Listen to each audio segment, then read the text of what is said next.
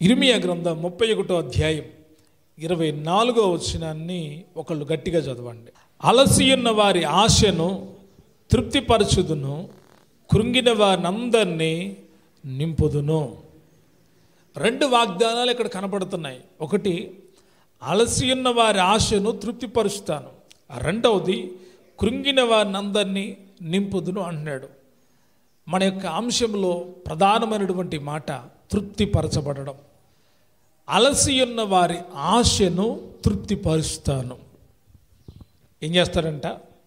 ఆశను తృప్తిపరచడం మనుషులకు సాధ్యం కాదు, కానీ పరమందున్న దేవుడికి సాధ్యం. మనకి చాలా ఆశలుంటాయి, మనకు చాలా ఆశలుంటాయి. ఆశ లేని మానవుడు లేడు, ఆశ లేని మానవుడు లేడు. చాలా ఆశలు ఉన్నాయి, కానీ ఏమవట్లేదు అంటే అవి నెరవేర్చబడట్లేదు. ఆశ నెరవేర్చబడితే తృప్తి కలుగుతుంది. ఇక్కడ అంటాడు, ఆశ గల్లవాడ ప్రాణాన్ని తృప్తిపరుస్తానంటాడు. అదొక వాగ్దానం. ఇక్కడ రాయబడిన వాగ్దానం ఏంటంటే, అలసి ఉన్న వారి ఆశను, అలసిపోయి ఉన్న వారి ఆశను ఎదురు చూస్తూ ఉన్నాం. దేవుడేదో ఒక అద్భుతం చేస్తాడని, దేవుడేదో ఒక గొప్ప మేలు చేస్తాడని, దేవుడేదో గొప్ప ఇస్తాడని ఎదురు చూస్తూ ఉన్నాం. సంవత్సరాల నుంచి ఎదురు చూస్తున్నాం, కొన్ని సంవత్సరాల నుంచి ఎదురు చూస్తున్నాం, కానీ ఏం కలగట్లేదు, ఆశీర్వాదం కలగట్లేదు. ఏమనిపిస్తుంది? బాధ అనిపిస్తుంది, అలసిపోతున్నాం. ఎందుకు దేవుడు నన్ను ఆశీర్వదించట్లేదు? నేను చాలా నమ్మకంగా ఉన్నాను, చాలా యథార్థంగా ఉన్నాను, చాలా ప్రత్యేకతగా ఉన్నాను, దేవుడి కోసం చాలా ప్రయాసపడుతున్నాను, దేవుడి కోసం చాలా భారం కలిగి ఉన్నాను. ఎందుకు దేవుడు నన్ను ఆశీర్వదించట్లేదు? ఎందుకు నాకు ఈ అనారోగ్యం? ఎందుకు నాకు ఈ ఆర్థిక సమస్యలు? ఎందుకు నా మనసులో ఇటువంటి గలిబిలి? అలసిపోతున్నాం. దేవుడు నాకు మేలు చేయడా? ఆయన చేస్తాడు అని నమ్మి ఆయనకు ప్రార్థిస్తూ ఉన్నాం, ఆయన కొరకు ఎదురు చూస్తూ ఉన్నాం. చేస్తాడు చేస్తాడు చేస్తాడు చేస్తాడు, దేవుడు మేలు చేస్తాడు చేస్తాడు అని చూస్తా చాలామంది ఏమవుతున్నారంటే అలసిపోతున్నారు. ఏమవుతున్నారు? అలసిపోతున్నారు. ఆయన చెప్తున్న మాట ఏంటి అంటే, అలసి ఉన్న వారి ఆశను, ఎవరి ఆశనంట? నీకు ఆశ ఉంది, ఆ ఆశ కొరకు నువ్వు అలసిపోయావు, ఇక జరగదు అనేటువంటి అభిప్రాయంలోకి వెళ్తున్నావు. ఇక జరగదు, ఇక దేవుడు ఇంకా నా పట్ల ఏమీ చేయడు, నాకు ఆరోగ్యం కలగదు, ఇక నేను బ్రతకను, నాకు ఇక ఈ ఆర్థిక పరిస్థితుల నుంచి నేను బయటకు రాలేను, ఇక చావే శరణ్యం, ఇక నేను ఈ ఆర్థిక పరిస్థితుల్లో మగ్గిపోవడమే, ఇక నాకు వివాహం కాదు, ఇక నాకు ఉద్యోగం రాదు, ఇక నా వ్యాపారం ఇంతే అనని నిరాశ చెందిపోయి అలసిపోయిన వారి ఆశను ఆయన తృప్తిపరిచే దేవుడై ఉన్నాడు. అలసిపోయావు, చాలా సంవత్సరాల నుంచి చూస్తూ అలసిపోయావు. ఆయన నీతో చెప్తున్న మాట ఏంటంటే, అలసిపోయిన నీ ఆశకు మరలా చిగురులు పెట్టడం మొదలు పెడతాయి. మూడైపోయిన జీవితాలను చిగురింపజేసే దేవుడు ఆయన. ఆలోచనలు అలసిపోయావు, నీ ఆలోచనలు సఫలంగా కావట్లేదు. కోరికలు అలసిపోయావు, నీ కోరికలు నెరవేర్చబడట్లేదు. ఆశల్లో అలసిపోయావు, నిరాశపడిపోయావు. అయితే నీ ఆశలను ఆయన నెరవేర్చే దేవుడై ఉన్నాడు. ఆశల విషయంలో అలసిపోయావు, అయితే ఆయన అంటున్నాడు, అలసి ఉన్న వారి ఆశను నేనేం చేస్తాను? తృప్తి పరుస్తాను. బ్రతకాలనే ఆశ, సంపాదించుకోవాలనే ఆశ, ఉన్నతంగా ఉండాలనే ఆశ, కానీ జరుగుతుందా? జరగట్లేదు. మోసం చేసేవాడేమో ఎక్కువ సంపాదిస్తున్నాడు, న్యాయంగా ఉంటున్న నేనేమో ఏమీ సంపాదించలేకపోతున్నా. అన్యాయం చేసేవాడేమో ఆస్తులు కూడబెట్టుకుంటున్నాడు, న్యాయంగా ఉన్న నేనేమో ఏమీ కూడబెట్టలేకపోతున్నా.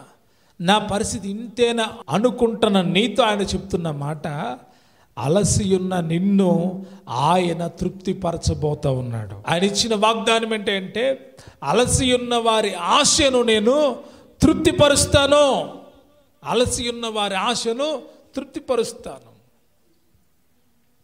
ఒకతను పరుగు రంగంలో పరిగెడుతున్నాడు, చాలాసార్లు ఓడిపోయాడంట. చాలాసార్లు ఏమైపోయాడు?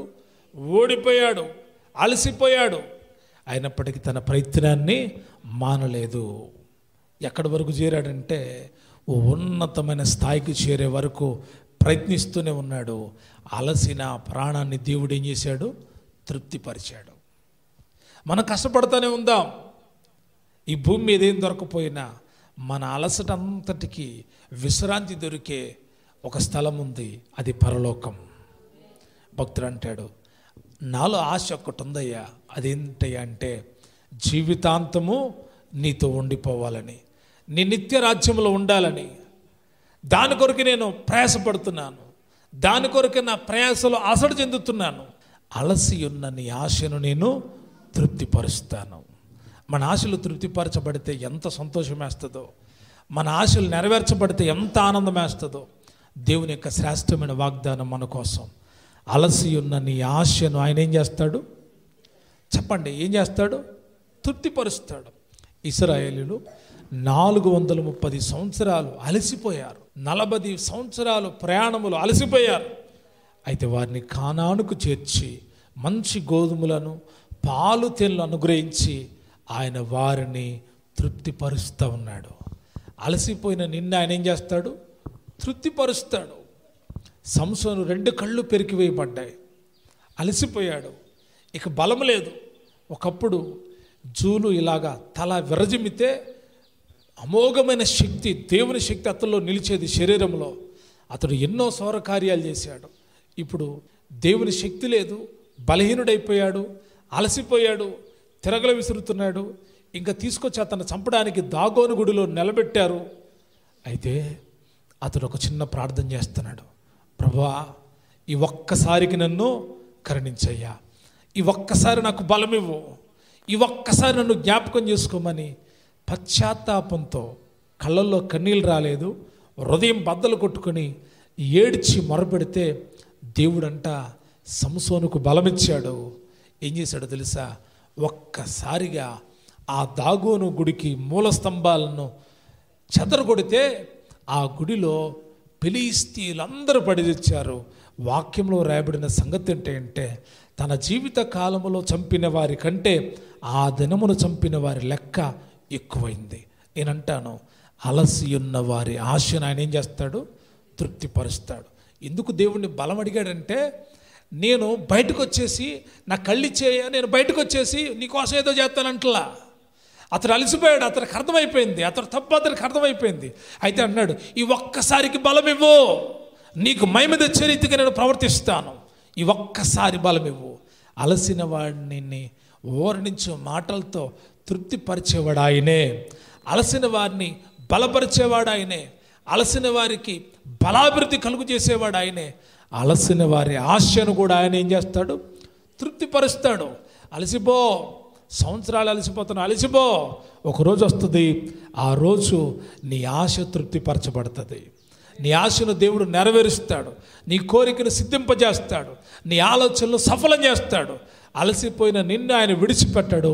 అలసి ఉన్న నీతో ఆయన చేసిన వాగ్దానాన్ని జ్ఞాపకానికి తెచ్చుకొని, అలసిపోయే వరకు పోరాడిన నిన్ను, అలసిపోయే వరకు ప్రయాసపడిన నిన్ను, అలసిపోయే వరకు సేవ చేసిన నిన్ను, అలసిపోయే వరకు దేవుని కొరకు ముందుకు వెళ్ళిన నిన్ను, ఒకరోజు నీ ఆశను ఆయన నిన్ను జ్ఞాపకం చేసుకొని నీ ఆశను తృప్తిపరుస్తాడు. ఆయన వాగ్దానం, అలసి ఉన్న వారి ఆశను ఆయన ఏం చేస్తారంట?